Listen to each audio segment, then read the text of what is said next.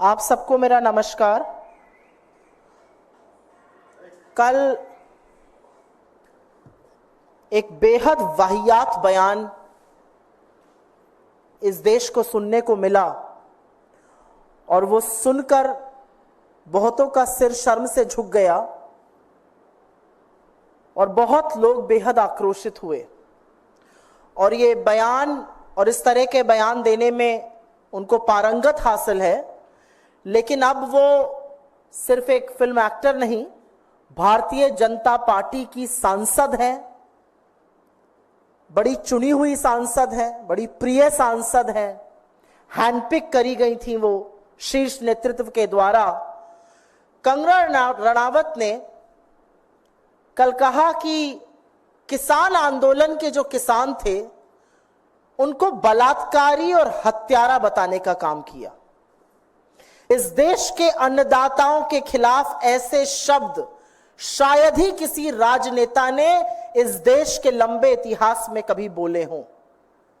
इस देश के अन्नदाताओं को बलात्कारी और हत्यारा बताया और उसके बाद यह भी कहा कि ये जो सारा किसान आंदोलन था, जो किसान अपने हक की, अपने अधिकारों की, अपने सशक्तिकरण की लड़ाई लड़ रहे थे, जो प्रदर्शन शांतिपूर्ण था, जहां 700 से ज्यादा किसानों की शहादत हो गई, जहां 1.25 से 1.5 साल तक किसान खुले आसमान के नीचे गर्मी, पानी, बरसात, आंधी में, ओलों में बैठे रहे, वहां पर इनका कहना है कि ये अमेरिकी और चीनी शक्तियां ऐसा कर रही थी। अमेरिका और चीन हमारे देश में दखलंदाजी कर रहा था, अस्थिरता पैदा कर रहा था किसान आंदोलन करा के। तो जाहिर है इस पर आक्रोश होना था। जाहिर है इस देश की रीढ़ की हड्डी किसान है। जाहिर है कि जो किसान धरती का कलेजा फाड़कर अन्न उगाता है, उसको चिंता नहीं कि गर्मी हो, आंधी हो, पानी हो, बरसात हो, ओले हो, वो अन्न उगाता है, हमारा पेट पालता है। उस किसान को अगर बलात्कारी और हत्यारा कहा जाएगा तो आक्रोश होगा। और एक बात यह भी सच है कि किसान चाहे पंजाब का हो, चाहे हरियाणा का हो, चाहे उत्तर प्रदेश का हो, चाहे कर्नाटका का हो, यह असम्मान तो कोई नहीं सहेगा। तो आक्रोश बहुत हुआ और सवाल हुआ बीजेपी से कि क्या ये आपकी सांसद कह रही हैं या ये आपका आधिकारिक स्टैंड है? क्या आप भी आंदोलन करने वाले किसानों को, हक के लिए लड़ने वाले किसानों को हत्यारा और बलात्कारी बताते हैं? क्या ये आपकी सरकार का मत है? क्या ये आपका मत है? अपना स्टैंड क्लियर कीजिए। तो आज एक रेयर मूव में, क्योंकि हरियाणा का चुनाव भी पास में है और आगामी हार तो ऐसी है कि चुनाव टालने की मांग हो रही है। पता है कि 240 पर लाकर देश के मजदूर और किसानों ने सबक सिखाया है, अभी हरियाणा बिस्तर बोरिया बंधवाने वाला है। तो एक स्टेटमेंट आया भारतीय जनता पार्टी की ओर से, जिसमें कहा गया कि किसान आंदोलन के परिप्रेक्ष्य में दिया गया बयान पार्टी का मत नहीं है, उनसे गहरी असहमति है इस बयान से और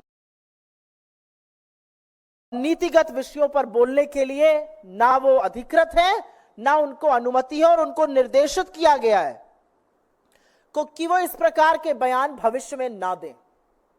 तो हमारे इस मंच से कुछ सवाल हैं। आपकी चुनी हुई सांसद है, चहेती सांसद है, बड़ी लोकप्रिय है आप लोगों के पार्टी में। अगर ये उनका मत नहीं है, अगर आपकी पार्टी का ये मत नहीं है, तो निकाल बाहर करिए ऐसे सांसद को। ये मैं हृदय से माफ करने वाली राजनीति अब नहीं चलेगी 2024 में। प्रज्ञा ठाकुर गोडसे की पुजारी को हृदय से माफ नहीं कर पा रहे थे, अब ये हमारा मत कह के पलड़ा झाड़ने हम नहीं देंगे। अगर ये आपका मत नहीं है तो इस देश के किसानों के खिलाफ जिसने इस तरह की बात की है, उसको किसी कीमत पर संसद में बैठने का हक नहीं है। निकाल बाहर कीजिए अपनी पार्टी से, हाथ जोड़ के माफी मंगवाइए किसानों से, और अगर ये सब कुछ नहीं कर सकते तो आप खुद माफी मांगिए इस देश के किसानों से। यह तो बात किसानों के बारे में हो गई। उन्होंने एक अत्यंत विचलित करने वाली बात आगे भी कही थी, जिसका मैंने उल्लेख किया है। उन्होंने कहा यहां पर बांग्लादेश जैसी स्थिति बनाने का काम अमेरिका और चीन कर रहे थे। तो हमारा सवाल है कि नरेंद्र मोदी की नाक के नीचे क्या वो इतने कमजोर हैं कि इस देश में अस्थिरता पैदा कर रही है विदेशी शक्तियां? तो इस पर पार्टी तो नहीं बोल सकती है। इस देश के विदेश मंत्रालय को, इस देश के गृह मंत्रालय को इस पर जरूर बयान देना चाहिए, जरूर स्पष्टीकरण करना चाहिए, क्योंकि हम भी परेशान हैं। आपकी सांसद कह रही हैं कि हिंदुस्तान की सरजमी पर अस्थिरता पैदा करने का काम दो विदेशी ताकतें अमेरिका और चीन कर रहे हैं। इस पर आपका क्या मत है? क्या यह सच है? अगर सच है तो आपने क्या कदम उठाए हैं? आपने क्यों नहीं इस विषय को साझा किया है? और अगर यह झूठ है तो इसके खिलाफ भी, इसकी मुखालफत करते हुए भी सरकार के मंत्रालयों की तरफ से बयान आना पड़ेगा। यह हल्के में नहीं ली जा सकती है बात। सत्तारूढ़ दल की एक सांसद कह रही है कि अमेरिका और चीन भारत में परिस्थितियां बिगाड़ने की, अशांति पैदा करने की, अस्थिरता पैदा करने की साजिश कर रहे थे। इसका जवाब कौन देगा? और एक बहुत बड़ी बात यह है कि तमाम ऐसे लोग हैं भारतीय जनता पार्टी में जो अपने आप को किसान नेता कहते हैं, वो क्यों चुप बैठे हैं?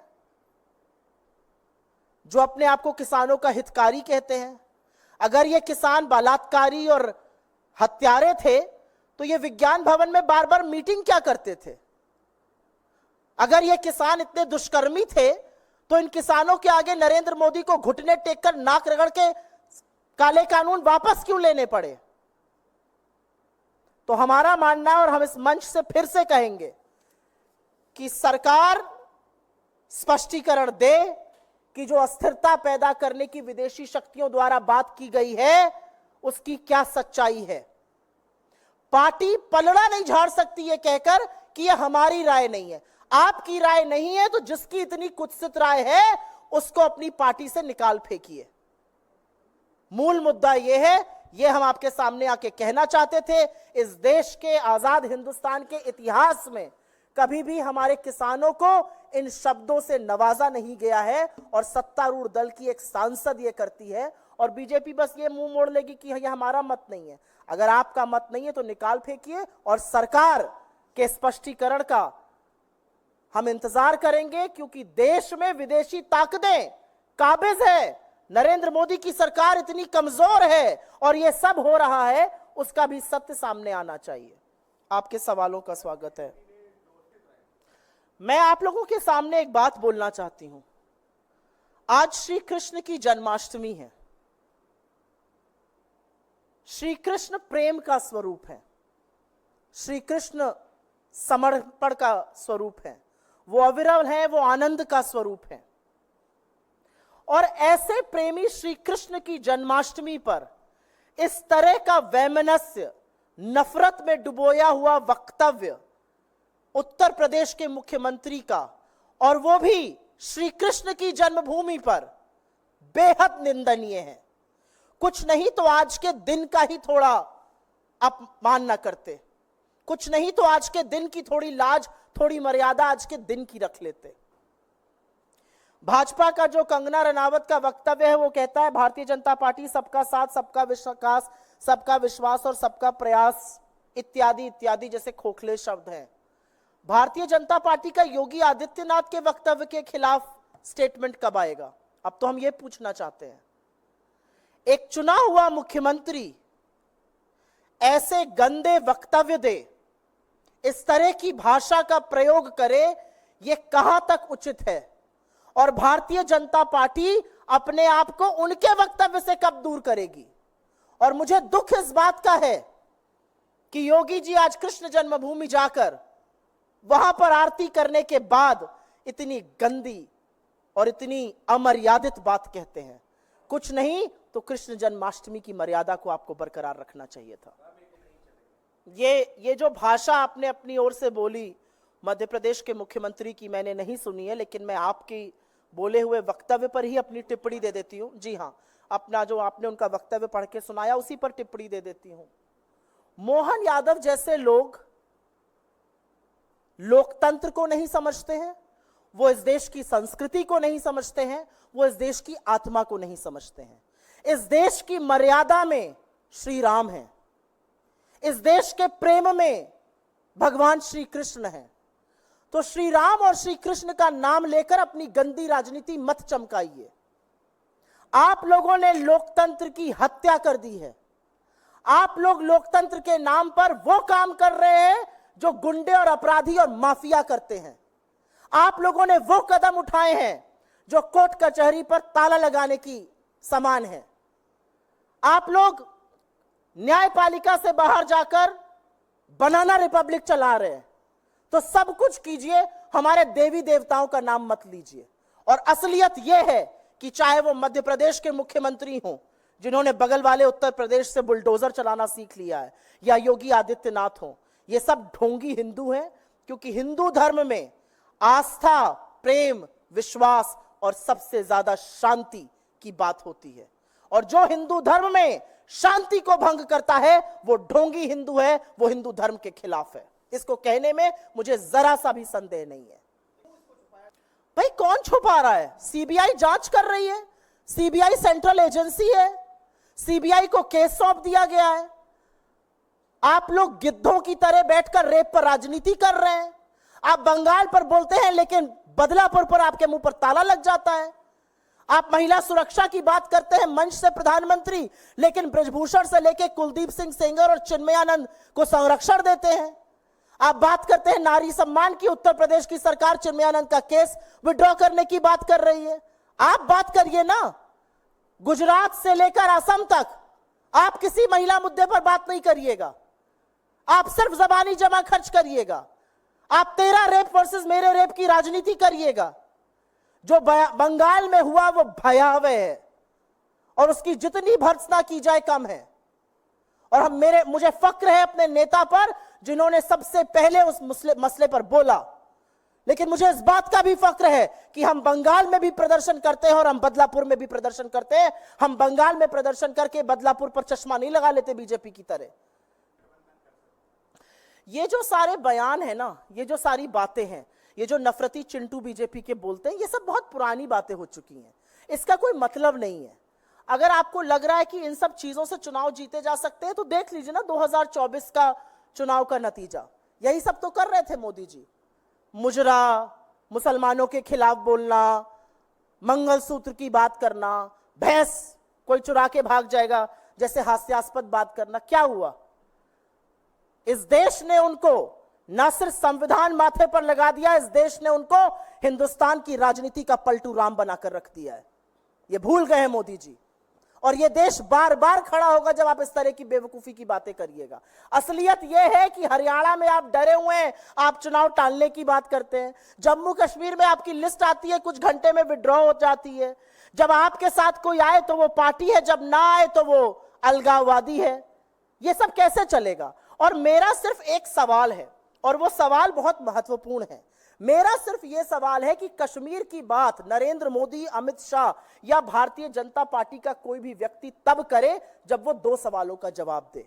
आप तो बड़ा राग अलापते थे, क्या हो गया? बारामूला से लेकर अनंतनाग, राजौरी और श्रीनगर में चुनाव क्यों नहीं लड़ पाए? काहे भाग गए?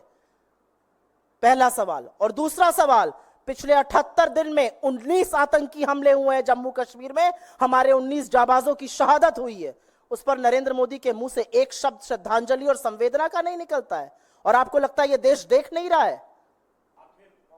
आप लोग इस पर सवाल करिए, ये जो भाजपा ने इशू किया है, जो पलड़ा झाड़ने का मुद्दा है। जी हाँ, बताइए। देखिए, लोकतंत्र में जब दो पार्टियां बैठकर डिस्कशन करती हैं, जब दो पार्टियां बैठकर सोचती हैं कि कैसे चुनाव लड़ना है, कौन सी सीट से कौन लड़ेगा, हम बीजेपी की तरह दमन तो नहीं कर देंगे कि तुम हमें सीट नहीं दोगे हम तुम्हारे पीछे ईडी भेजेंगे। हम ये सब तो नहीं करेंगे। लोकतंत्र में विचार विमर्श कंसेंसस मेकिंग से होता है। अभी वक्त है, आप लोग घबराइए मत, कैंडिडेट्स की सूची जल्दी निकल आएगी। मुझे लगता है ये तस्वीर बिल्कुल हमारे अध्यक्ष श्री खरगे जी ने साफ कर दी है। उनका कहना है कि यूपीएस में जो यू है वो यू टर्न है, वो नहीं है जो लोग डिमांड कर रहे थे, वो नहीं है जो ओपीएस में मिलता है। हमने अभी इनको यू टर्न कराया है, अभी देखिए हम आगे आगे इनसे और क्या कराते हैं। मुझे ऐसा लगता है मैं अधिकृत प्रवक्ता हूं, मैंने आपको अपने अध्यक्ष के वक्तव्य का ब्यौरा दिया है, हमारे अध्यक्ष ने इसको यू टर्न बताया है। उसके आगे मैं किसी और के बयान पर टिप्पणी करूं, मुझे नहीं लगता वो ठीक होगा। धन्यवाद। आपको ये खबर कैसी लगी है उस पर अपनी राय कमेंट बॉक्स में जाकर जरूर दें। अभी तक हमारे चैनल को आपने सब्सक्राइब ना किया हो तो सब्सक्राइब बटन पर क्लिक करें, बेल आइकन को प्रेस करें, जिससे कि हमारी पढ़ने वाली प्रत्येक खबर का नया नोटिफिकेशन सबसे पहले आपको प्राप्त हो। आपसे निवेदन है कि अभी तक हमको ज्वाइन ना किया हो तो ज्वाइन बटन पर क्लिक करके ज्वाइन कर सकते हैं। हम फिर मिलेंगे एक नई खबर के साथ, तब तक आप हमको इजाज़त दीजिए। जय भारत, जय हिंद।